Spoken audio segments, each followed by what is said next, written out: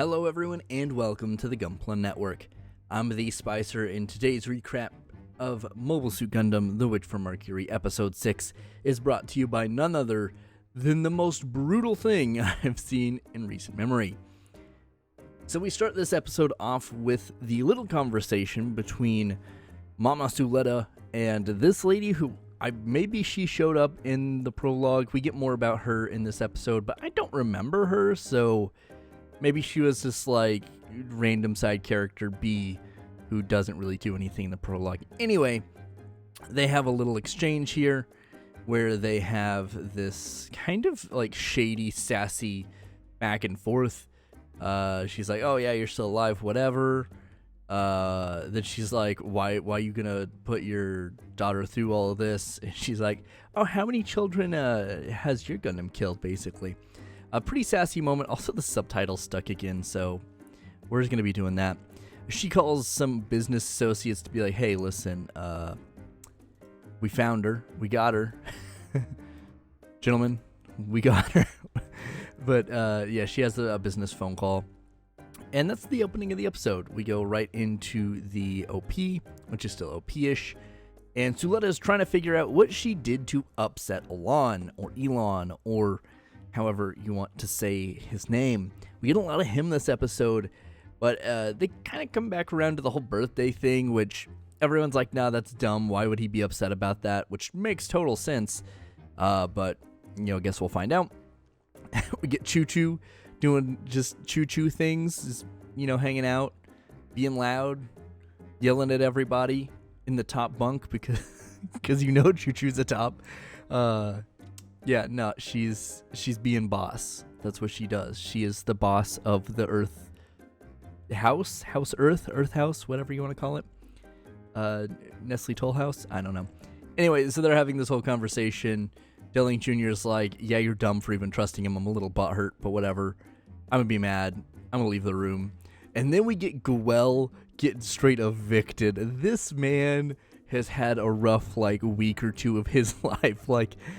He went from being the coolest kid in school, being the holder, being the top dog, to losing consecutive duels, I guess 3 in a row now, getting disowned in terms of piloting, and just being straight evicted. He's like, where am I gonna live? And they're like, well, that's not our problem now. You're lucky you were still paying your tuition for some reason. I don't understand if maybe he's just not a pilot for Shaddiq House, but he's still in the pilot program. I don't know how that works. I guess we'll find out, but he's still in school, so maybe it's just regular schooling. I don't 100% know. Anyway, he's getting evicted. They're like, is he really getting evicted? He's like, whatever, I'll figure it out. He's like, I don't care. I'm being paid to be here. I'm going to leave. Then his brother is like, hey, don't leave. And he's like, whatever. And then we get to the start of the dual negotiations between Suletta and Elan. He's like, yo, I want the aerial Gundam. And she's like, nah, I don't know what I want, but that's not cool. Anyway, we get Shaddiq here being cool. Love Shaddiq. He's the boss. I can't wait for him to start doing mobile suit stuff. Anyway, we get Choo-Choo's mobile suit there, her trainer, her demi-trainer, and the aerial Gundam. They're trying to figure out how to... Look at this guy's face. This explains the situation. Their duel is in space, outside of the, school, which seems strange that you would be able to do that, but whatever, it doesn't matter. I mean, I feel like maybe there's something they turn the weapons down in the school, so maybe they have the same control in space. I don't know, but they have a whole duel at the end. But this dude's like, you have no boosters, thrusters, anything. You are gonna get smashed outside. The Fract Gundam is super maneuverable. You're going to get annihilated, and we're also broke, so we can't build you anything or buy you anything. And then, they're like, whatever, we'll help you. Hold on a second. Okay, there we go. Okay, we just needed to fix that. Anyway, blue hair here, Nika, I think. Nika, Nora. Anyway, blue hair is trying to think like, hey, maybe we can build something out of the stuff we have. That doesn't exactly seem possible, but they decide to do it. They're also like mad in debt from this now. Don't know how that works, but okay.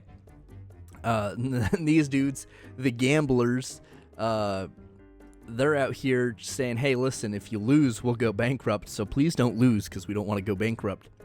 And if you win, this will cover the cost of the jetpack. So that'll work out. Please don't destroy it. Foreshadowing. Anyway, we get some Elan stuff here. Elan. Yeah. Then we get the real Elan. Look at this smug look.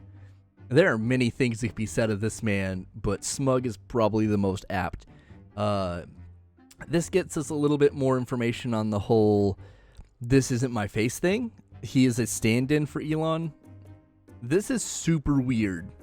I mean, it's not outside the realm of possibility for Gundam or the show, but like, how does nobody that has went to school with this guy previously not know that, hey, you used to be a huge dickhead and now you're just really like reserved and like super emo all the time, and you also wear this earring that the other one doesn't wear? It's very confusing how no one has called that out, but it doesn't matter.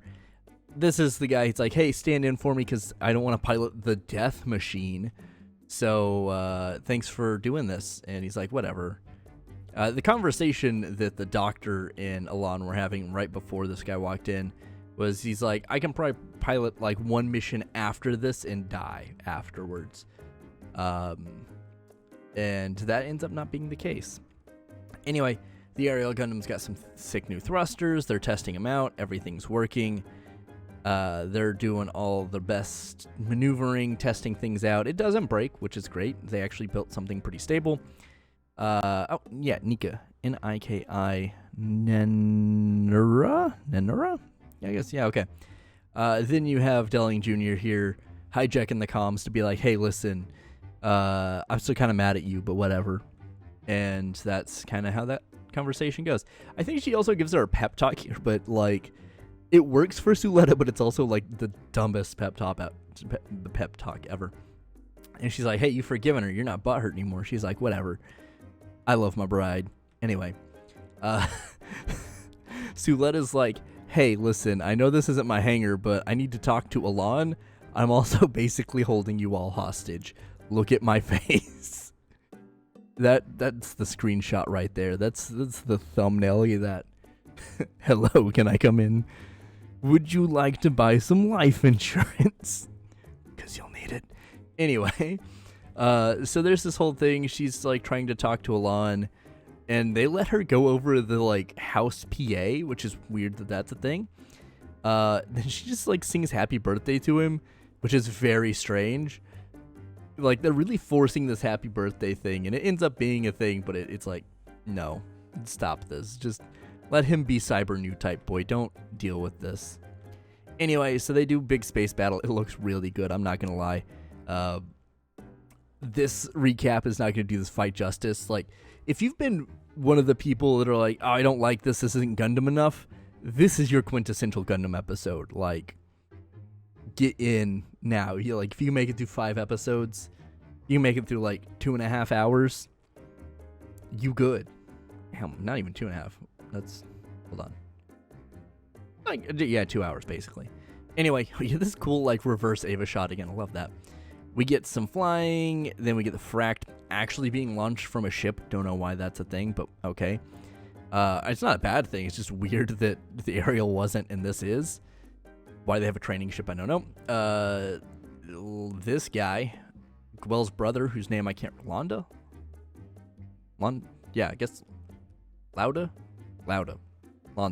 It doesn't matter. This guy is taking Guel's place on the dueling board.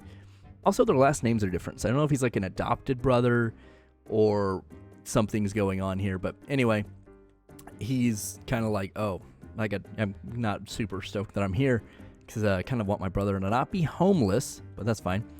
Everyone's looking at the duel. The duel starts. They do some talking. They're like, yeah, this duel's going to kick off. And then the duel kicks off. beam fire. It's all kinds of crazy. This is... I really wish I could play the video here.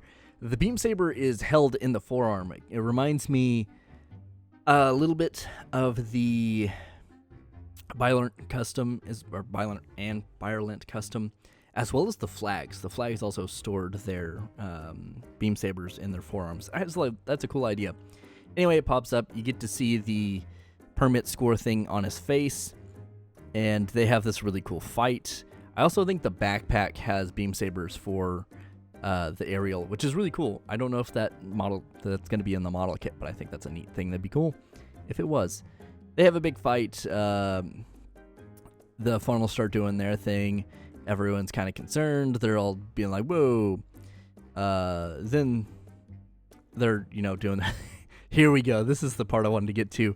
This is like not even a 10-second scene, but Guel is actually homeless. Boy is out here camping. I mean, maybe he's glamping because he does have like an iPad and a table, and you just see like a kind of decent looking tent behind him.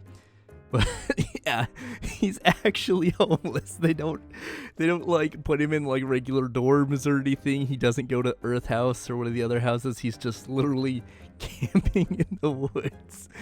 Oh, Guel, you have fallen from grace in the last week, my dude. I'm so sorry. Anyway, this fight continues. It like I said, there's no justice that's going to be done here to this fight. Watch the fight. It's good. It's your cyber new type fight. It's real good. They do some crazy stuff, and some stuff happens. Also, this is kind of where I don't think it's implied necessarily. Maybe it is. I think the reason the aerial Gundam is operating the way it is, why it's not having like the permanent score reaction thing like everything else, I think all of the bits might actually be like dead children. Like I said, if you wanted Gundam, that's about as Gundam as it gets, buddy.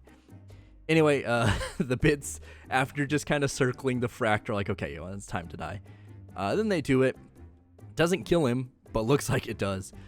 Then Ariel, or Suletta's like, oh, I gotta go save Elan, because bro's about to, like, be burned to death or something.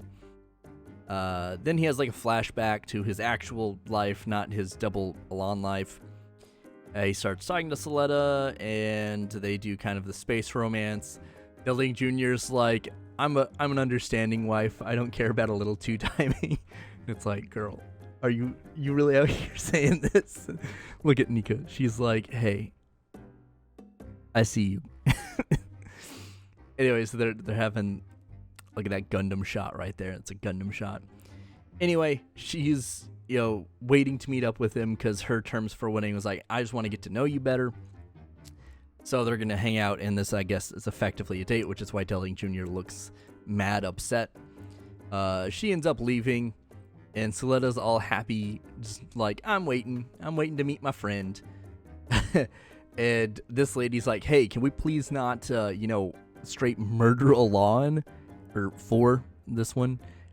He can, he'd still be useful, and of course Space Bezos are like, nah, he's old, he's old hat, he's last week's news, he's no longer important to us, he's not helping the Amazon bottom line, he is not helping us buy another drone hub, we're going to take him out with the trash. And she starts singing happy birthday, because this is, I guess, like his fake birthday or something. Like I said, they forced this birthday thing a lot, which isn't like the worst thing ever, but it is. I don't think it really helps from a narrative standpoint, but it makes this scene so much darker. So Suletta's like, I'm happy, I'm waiting, I am a ball of joy, I like tomatoes, my hair is tomatoes. And Elan's like, happy birthday to my death. And Elan dies, and she doesn't know, and he's late. She's like, I hope you're going to be here soon, Mr. Elan, not knowing he's dead. And then we get the ending. What an episode, man. Like, next week, I think they're taking a week off for episode 7. This was a good one to do that with, because this is your quintessential Gundam. This is someone important getting got. they build that shit up too. It hurts. Big sad. Rip Elan. You pour one out for the homie. Anyway, I've been the Spicer. Thanks for tuning into this recap, and I'll see you in another video.